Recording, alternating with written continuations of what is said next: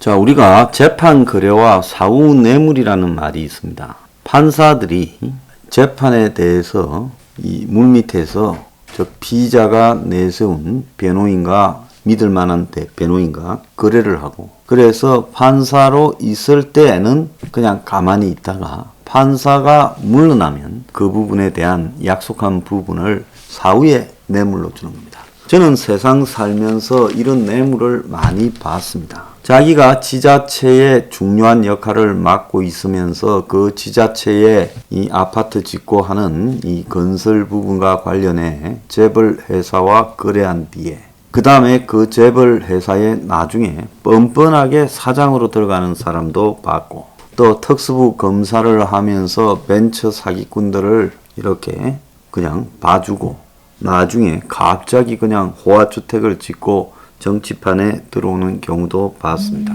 자, 그래서 권순일 대법관이라는 사람이 있습니다. 그런데 이 권순일 대법관은요, 이재명의 선거법 위반 사건에 대법원의 판결 멤버로 참가했습니다. 이재명 사건은 대법원 전원 합의체로 넘어갔죠.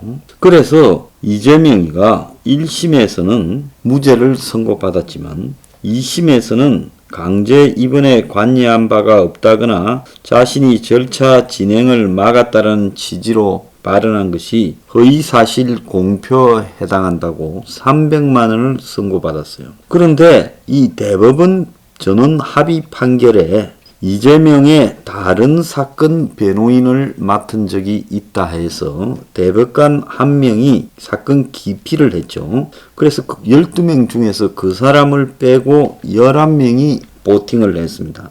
근데 그 과정에서 권순일이가 캐스팅 보트 역할을 했다는 거예요.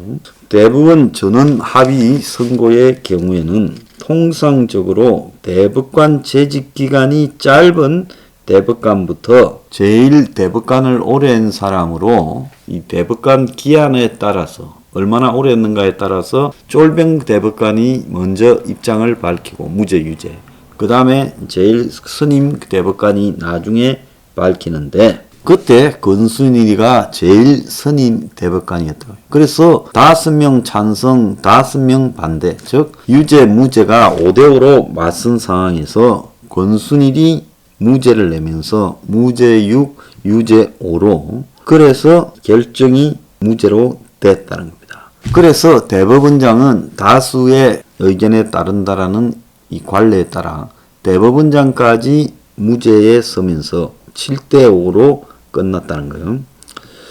그래서 권순일이의 강한 무죄 논리가 심리 초기부터 다른 대법관들의 결정에 영향을 미쳤고, 그래서 권순일은 이 사건이 대법원으로 넘어간 직후부터 계속 무죄 의견 형성을 주도했고, 그런 의견이 판결문에도 반영됐다는 겁니다. 대법원 전원합의부는 당시 무죄 이유에 대해 이재명의 토론회 발언은 상대 후보자의 의혹 제기에 대해서 답변 해명하는 과정에서 나온 것이기 때문에 적극적으로 반대 사실을 공표한 것이 아니다. 그래서 표현의 자유가 제 기능을 발휘하려면 숨쉬는 공간이 필요하다라고 말을 하면서 이재명을 봐줬어요.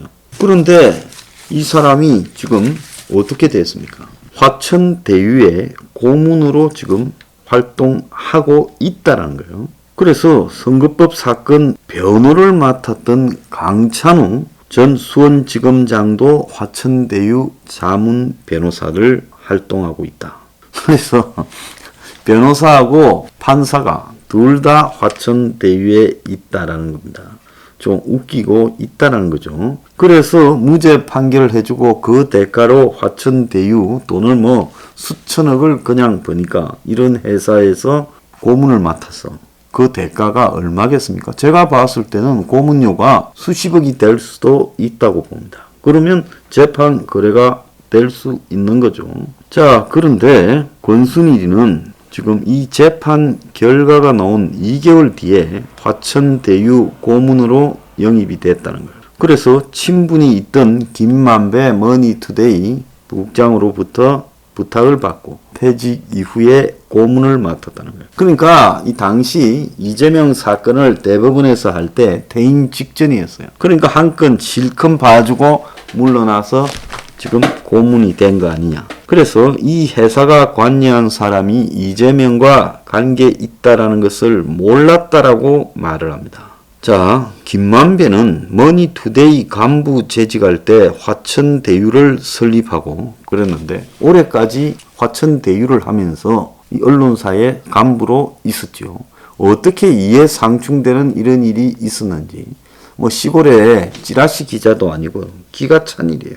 그래서 법조 기자를 오래 하면서 김만배가 이 권순일이하고도 알 수 있는 사이겠죠. 자, 친형 강제 입원 사건에서 변호를 했던 강찬우 전 지검장은 작년까지 화천대유 자문 변호사를 했는데 2018년에 이재명이 선거법 위반해서 변호를 맡았고 1, 2년 정도 자문을 하다가 작년 말에 그만뒀다 그러는데 자, 이자도 무죄를 이끌어내서 그 공으로 했겠죠.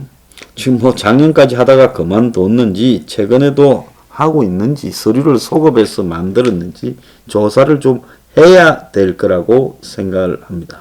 자, 이재명의 정치 생명이 걸린 사건에서 수원지검장으로 있다가 퇴직한 강찬우 변호사가 수원지검에서 이재명을 수사 때부터 변호를 맡았다는 거예요. 자, 이 사람이 2015년 12월에 퇴직했으니까 정관 예우급에 될 수 있는 그런 상황에서 지금 이재명 변호를 계속 맡았다는 거예요.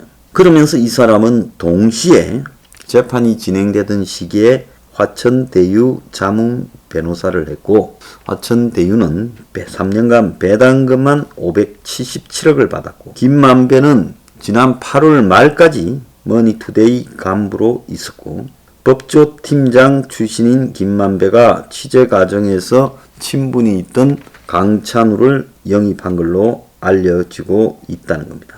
그래서 참 끼리끼리 노는 일이 아주 웃기고 자빠졌는데요.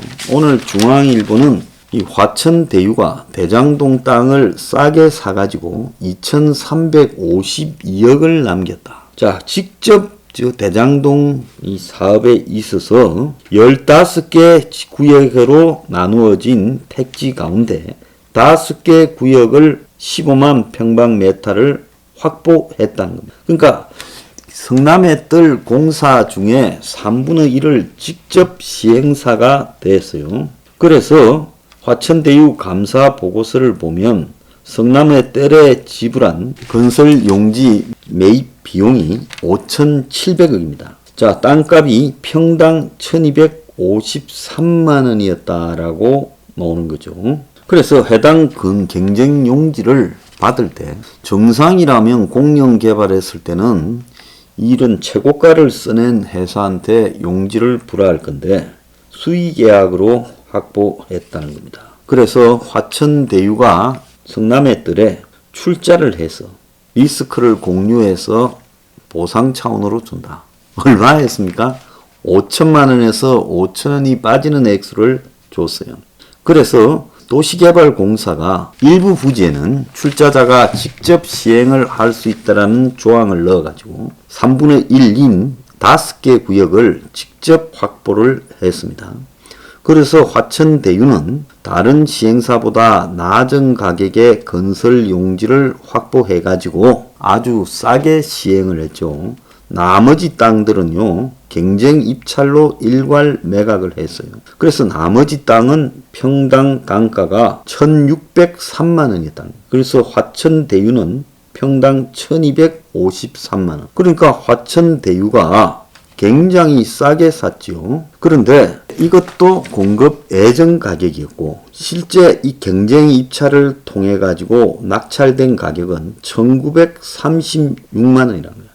그러니까 화천대유는 다른 용지 최저 입찰가의 78%, 실제 낙찰가의 65% 수준의 싸게 토지를 받아서 시행 사업을 했다는 겁니다. 그래가지고 여기에 아파트를 분양해서 2019년에는 4,029억, 지난해는 6,953억 등 1조 981억의 직접 아파트 분양 사업을 했다는 겁니다. 그런데 이 화천대유가 이 사업에 참여할 이 사업자를 컨소시엄을 공모할 때 자산관리회사를 하나 넣자라고 할 때 접수 하루 만에 선정이 됐다는 거예요. 그래서 1조 5천억 사업을 셀프 심사를 했다는 거고, 천화동인 1호부터 7호는 6명의 투자자가 보유하고 있는데 이 회사들을 가보면 전부 유령 회사가 많더라는 겁니다.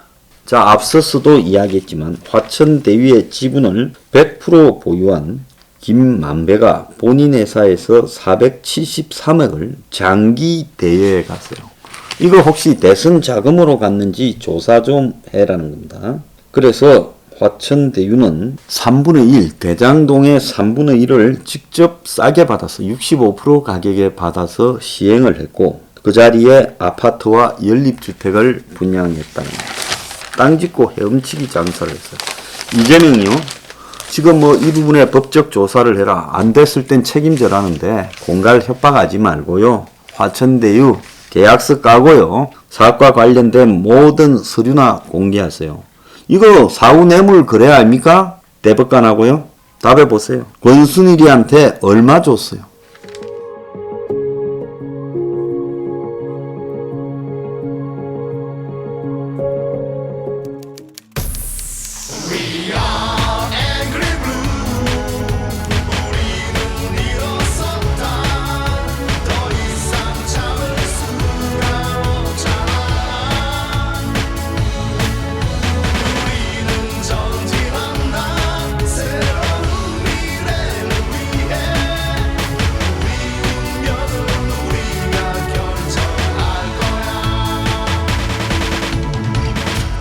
동지여